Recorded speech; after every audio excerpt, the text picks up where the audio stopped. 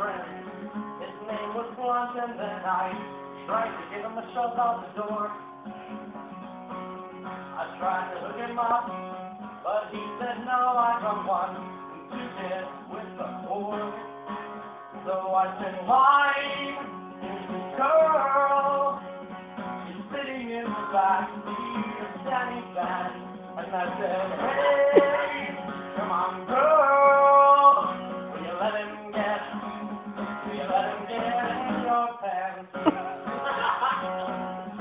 Let him get in your pants. So then Marie got to one and close, but there in the back room, the TV on House of Doom. So there's where kind of one thing. Drunk and high, what do you think? Hopefully he gets to 16 in her vagina. Oh my God! I hope she left him dead inside.